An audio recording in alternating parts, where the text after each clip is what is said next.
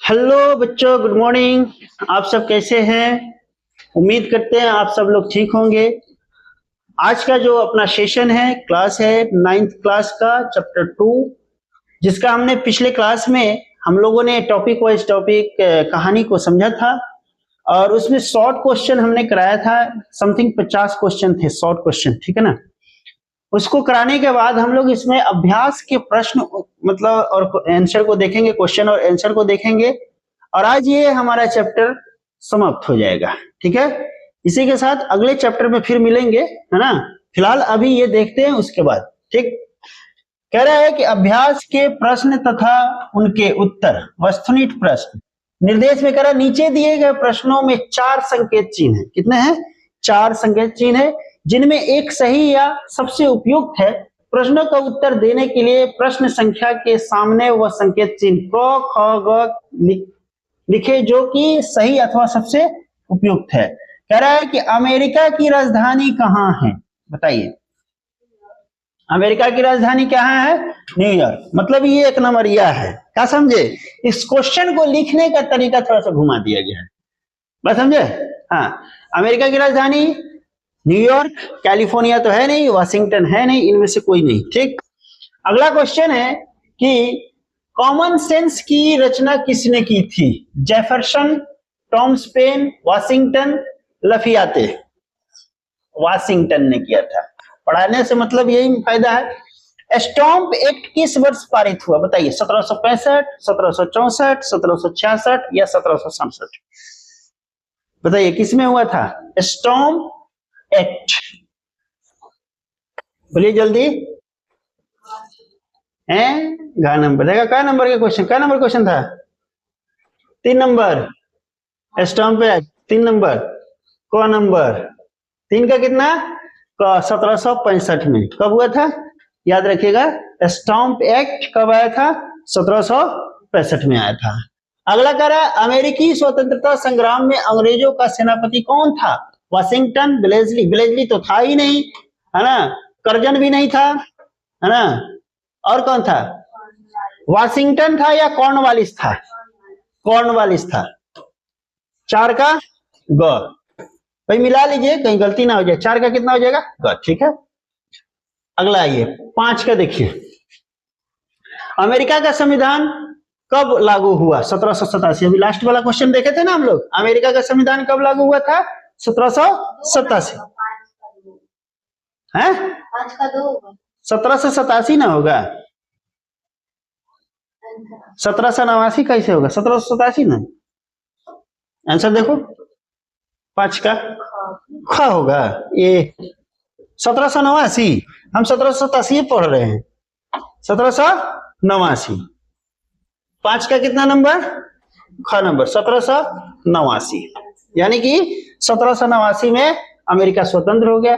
America जैसा देश जो है ना, वो भी गुलाम हो गया। बताइए कितना बड़का बात है, ठीक है ना। अगला कहता है विश्व में प्रथम लिखित संविधान किस देश में लागू हुआ? बताइए, England, France, America, Spain. America में लागू हुआ, ठीक है।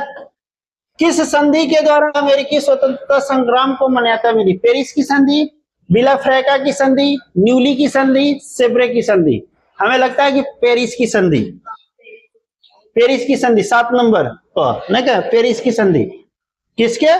पेरिस की संधि से। अगला देखेंगे, अमेरिका स्वतंत्रता में अमेरिका का सेनापति कौन था? बताइए कौन था? Jefferson, Lafayette, Washington. कौन था? कौन था? 8 नंबर का यहाँ पे है ना, 8 नंबर घ।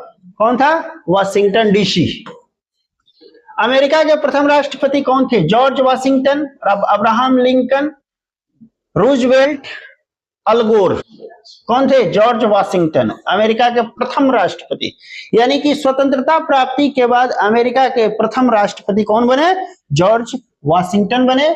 और सप्तवर्षीय युद्ध किन 2 देशों के बीच हुआ था? ब्रिटेन अमेरिका, है ना, फ्रांस कनाडा। ब्रिटेन फ्रांस के बीच हुआ था। किसके बीच हुआ था? ब्रिटेन और फ्रांस के बीच हुआ था। अगला क्वेश्चन है कि लेसेस फेयर का सिद्धांत किसने दिया था? एडम स्मिथ ने दिया था। लेसेस फेयर का सिद्धांत किसने दिया था? एडम स्मिथ ने दिया था।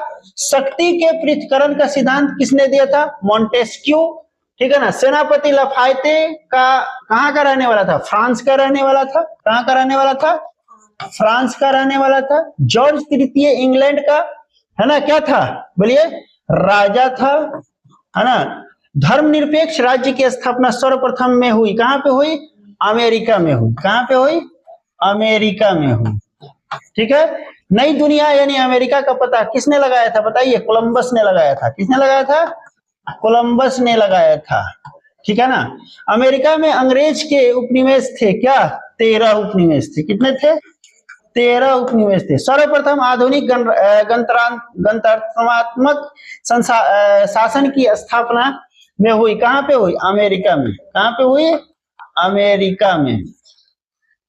अमेरिका की स्वतंत्रता संग्राम का तत्कालिक कारण क्या था? बताइए। बोस्टन की चाय पार्टी। क्या थी? बोस्टन की चाय पार्टी। क्या थी? बोस्टन की चाय पार्टी। अगला है, राइट्स ऑफ मैन की रचना किसने किया था? अब्राहम लिंकन ने। कौन किया था? अब्राहम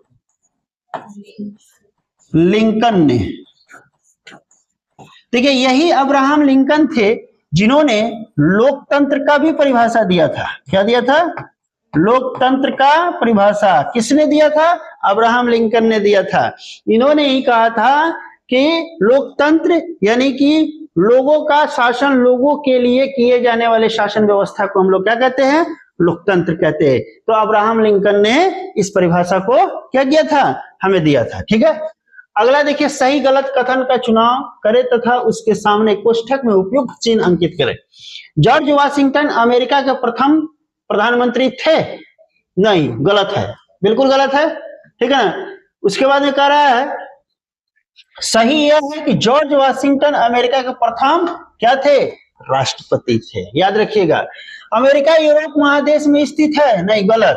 सही यह है कि अमेरिका उत्तरी अमेरिका महादेश में स्थित है। कहां पे स्थित है? उत्तरी अमेरिका महादेश में। अमेरिकी स्वतंत्रता संग्राम के दौरान स्वाधीनता के पुत्र एवं पुत्री नामक संगठन का निर्माण हुआ था। सही बात है ना। चौथा, अमेरिका की खोज कोलंबस ने की थी? गलत है। अमेरिका की खोज तो कोलंबस ने ही किया था ना।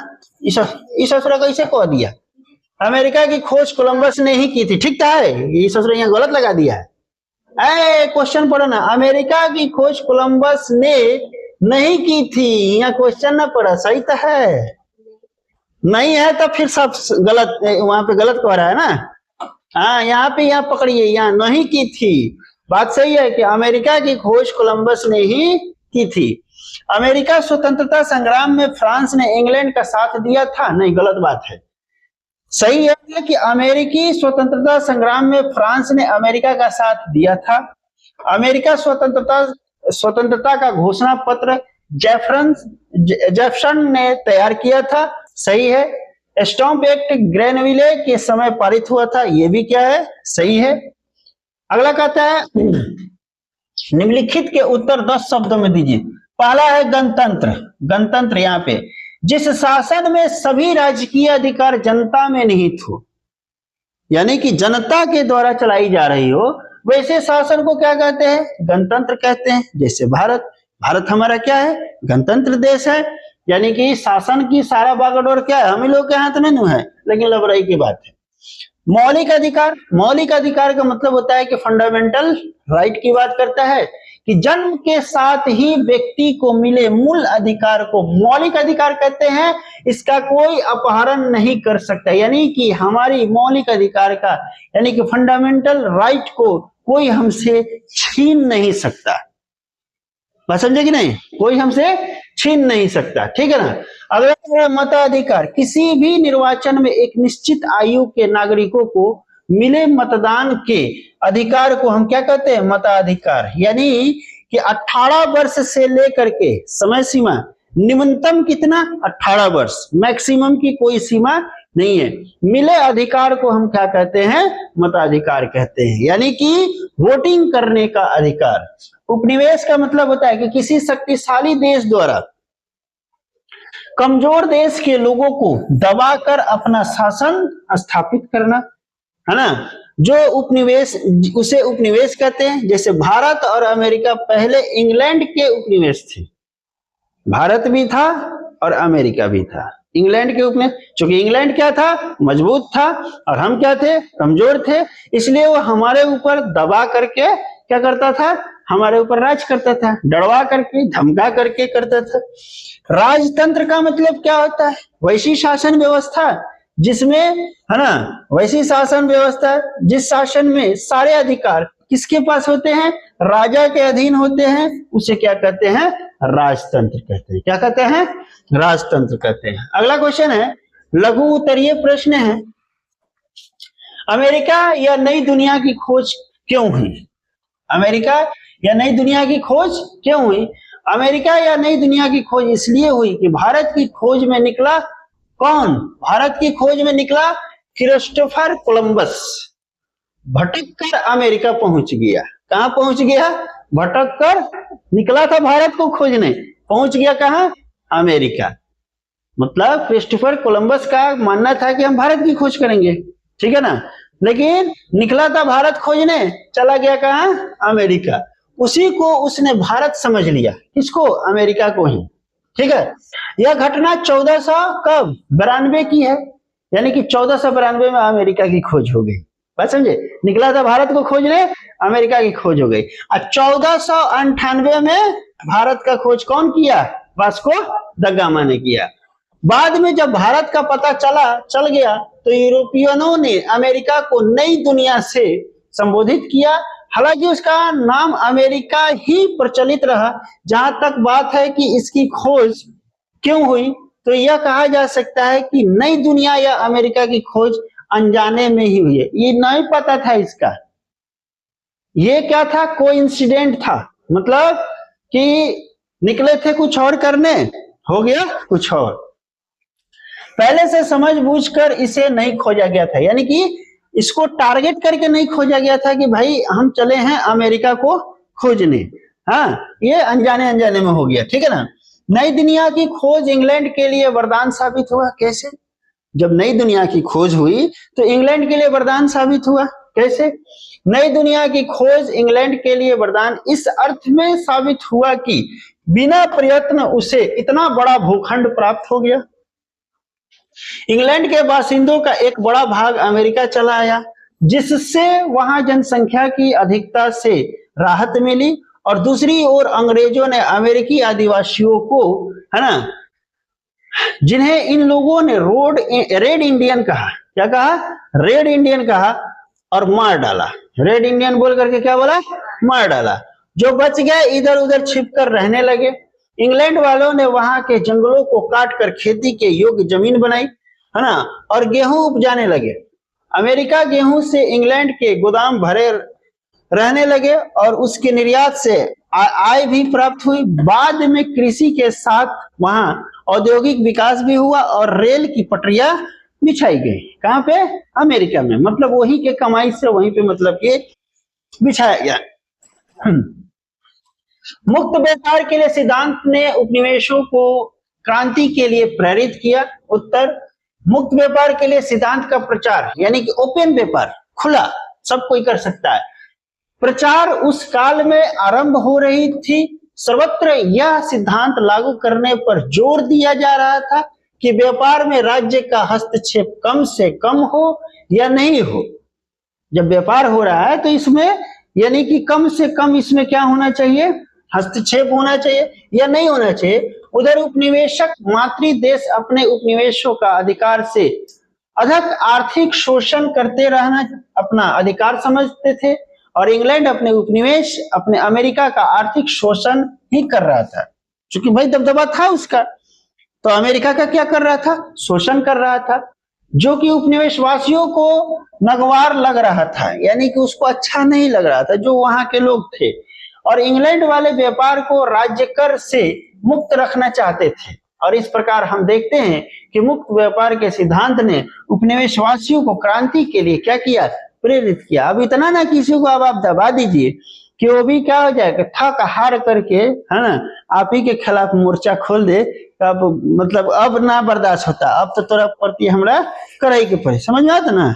हाँ, चौथा प्रश्न है कि अमेरिकी स्वतंत्रता संग्राम ने फ्रांस पर भी प्रभाव डाला, कैसे? तो अमेरिकी स्वतंत्रता संग्राम में फ्रांसीसी सैनिकों ने भी भाग लिया था, जिनका नेतृत्व लफायते ने किया था, है ना। युद्ध उपरांत जब ये सैनिक फ्रांस पहुंचे तो इन्होंने भी राजतंत्र के विरुद्ध जनता को उकसाना शुरू किया, यानी कि राजा के विरुद्ध। सैनिकों ये नहीं से हो गया, है ना, कि वे राजा का विरोध करें। युद्ध के कारण फ्रांसीसी अर्थव्यवस्था बुरी तरह क्या हो गई, लड़खड़ा गई। जनता पर करों का बोझ बढ़ता जा रहा था, यानी कि टैक्स का बोझ क्या होता जा रहा था, बढ़ता जा रहा था, है ना। जबकि मुट्ठी भर अभिजात लोग तथा राजा रानी तथा इसके दरबारी रंग रेलिया मनाने में मगन थे। लिफायते के सैनिकों ने इन्हीं बातों का लाभ उठाया और फ्रांसीसी जनता को राजा के विरुद्ध विद्रोह करने के लिए क्या किया, तैयार कर लिया। मैंने ओकरे अथी में रह करके ओकरे प्रति क्या किया, मैंने कहा गया ना कि जकरे थरिया में खैला ओकरे थरिया में क्या किया, छेद किया। बात समझे कि नहीं? 50 तक है, 44 है अभी, ठीक है ना। अगला कहता है 5वां नंबर प्रश्न कहता है, क्या अमेरिकी स्वतंत्रता संग्राम के परिणामों के औपनिवेशिक विश्व को प्रभावित किया?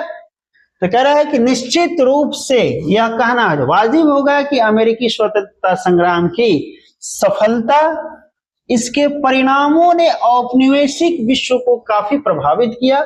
वह ऐसा समय था कि विश्व के कोने कोने में यूरोप के किसी न किसी देश का उपनिवेश स्थापित हो चुका था। मतलब यूरोप इतना आगे बढ़ गया था, इतना आगे बढ़ गया था कि विश्व के कोने कोने में उसका अपना उपनिवेश स्थापित हो चुका था। जिन देशों में उनका उपनिवेश नहीं भी था, उस देश का शोषण वे किसी न किसी प्रकार से कर ही लेते थे। उदाहरण के लिए चीन को लिया जा सकता है। शोषण के विरुद्ध ही वहां अफीम युद्ध जैसी घटना घटी थी और अमेरिका को स्वतंत्र होते देख विश्व के सभी उपनिवेशों की, है ना, जनता, यानी कि जैसे अमेरिका स्वतंत्र हुआ ना, तो उसकी स्वतंत्रता को देख करके, है ना, विश्व के सभी उपनिवेशों की जनता स्वतंत्रता के लिए कुल बुलाने लगे। मतलब कि अमेरिका जब वो स्वतंत्र हो सकता है, फिर हम क्यों नहीं स्वतंत्र हो सकते हैं? जिस समय अमेरिका से इंग्लैंड जूझ रहा था, है ना, उस समय अधिकांश उपनिवेशों में अपनी पकड़ मजबूत करने में भी लगा हुआ था।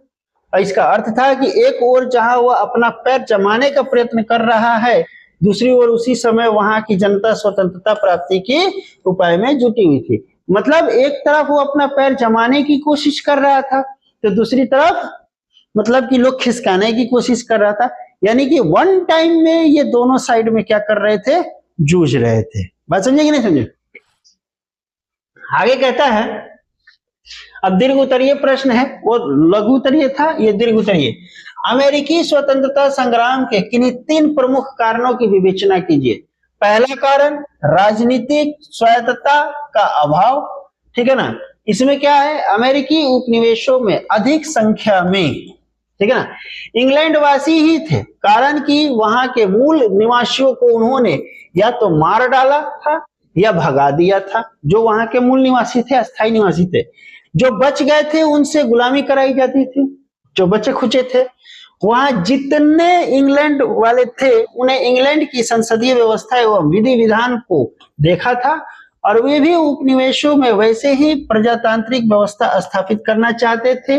लेकिन इंग्लैंड में बैठे जो लोग शासन चला रहे थे, उन्हें यह मंजूर नहीं था। गवर्नर इंग्लैंड से ही नियुक्त होकर आते थे। कहां से? इंग्लैंड से नियुक्त होकर आते थे, जो अमेरिका वासियों को प्रति नहीं बल्कि इंग्लैंड के प्रति उत्तरदायी होते थे। मतलब अमेरिका के उत्तरदायी नहीं होते थे, वो किसके होते थे? इंग्लैंड के होते। क्योंकि भाई अब वहां के गवर्नर होगा, है ना, तो वहीं का मतलब कहा गया है कि जिसकी लाठी उसकी भैंस, हंसुआ कितनो भौथाई तो अपने ओरी खींची। इंग्लैंड वाले अमेरिका अंग्रेजों को शासन करने योग्य समझते भी नहीं थे। फलतः संघर्ष अवश्य, है ना, अवश्य मां भावी हो गया। आगे कहता है दूसरा, इसमें दोनों था, ठीक है ना। अमेरिका स्वतंत्रता संग्राम में अंग्रेजों के पराजय की क्या कारण थी? तो अमेरिकी स्वतंत्रता संग्राम में अंग्रेजों की पराजय के निम्नलिखित कारण थे। पहला था, अमेरिकी उपनिवेश अटलांटिक महासागर के उस पार 3000 मील की दूरी पर था। और इस कारण सैनिक जो है ना मदद या सैनिकों के लिए रसद पहुंचाना कठिन था, यानी कि सामान पहुंचाना, लाना, ले जाना, है ना, बहुत ही कठिन था क्योंकि 3000 मील दूर था। दूसरा कारण था कि अंग्रेज सैनिकों को अमेरिका के भौगोलिक बनावट और स्थिति का बिल्कुल ही पता नहीं था। अंग्रेजन को वहां के भौगोलिक मतलब वहां का रास्ता पता नहीं था। अब तोरा का भेज दिया जाए पाकिस्तान में तो वहां का तोरा रास्ता पता है नानू है, बस वही बात है। हल अब वहां के लोग यहाँ आ जाए तो मालूम बा कि मीना बाजार केने बा, हसीना गली केने बा, है मालूम बा, खुदा नगर केने बा, छतौनी केने, पूछे के पड़ी, मैप पर देखे के पड़ी। हमने के यहाँ के बानी से हमने के केहू में घुसेड़ देबा केनहू निकल जाए का कोनो दिक्कत बा कि कभी कभी और कहीं ये आक्रमण ही अमेरिका सैनिकों से घिर जाते और मारे जाते थे। अमेरिका की सामरिक शक्ति से अंग्रेज पूर्णतः अनजान थे और अधिकांश अंग्रेज तो इसे मात्र गृह युद्ध ही समझते थे, है ना, घर का युद्ध ही समझते थे, जो समझते थे कि आनन फानन में वे अमेरिकियों को परास्त कर देंगे। अगला कारण था उपनिवेशवासियों में एकता तो थी ही, वे उत्साह से भी, है ना, सराबोर थे। इनको वाशिंगटन जैसे, है ना, निपुण योद्धा का नेतृत्व प्राप्त था और वे अमेरिकी स्वतंत्रता के लिए मर मिटने के लिए क्या थे, तो कोई भी अपने देश के लिए क्या होगा, मर मिटने के लिए ये होगा। अगला कह रहा है कि ब्रिटिश सेनापति अनुभवी तो थे लेकिन अमेरिका में उन्होंने कुछ, है ना, सामरिक भूलें कर दी। मतलब नहीं होता है कि अपने से कई भूल हो जाता है। इधर इंग्लैंड का हाल यह था कि जॉर्ज तृतीय की हठ धर्मिता से अनेक, है ना, राजनेता सरकार से क्या हो गए, अलग हो गए। और ब्रिटेन किसी विदेश सहायता से सर्वदा वंचित रहा, जबकि दूसरी ओर अमेरिकी स्वतंत्रता सेनानियों को अनेक देश से लगातार मदद की आपूर्ति होती रही और अमेरिकियों को युद्ध में कोई कठिनाई आड़े नहीं आई। ठीक है ना। इसमें 4 स्लाइड है तो क्वेश्चन आंसर है, ठीक है ना, बाकी कर लीजिएगा। हम टेलीग्राम पे और आगे की अगर आपको क्वेश्चन आंसर चाहिए, है ना, तो टेलीग्राम पर जाकर के आप वहां से प्राप्त कर सकते हैं, ठीक है ना। इसी के साथ हम इस चैप्टर को द एंड करते हैं, यानी कि खत्म करते हैं। मिलते हैं अगले क्लास में, तब तक के लिए जय हिंद, जय भारत, थैंक्स फॉर वॉचिंग।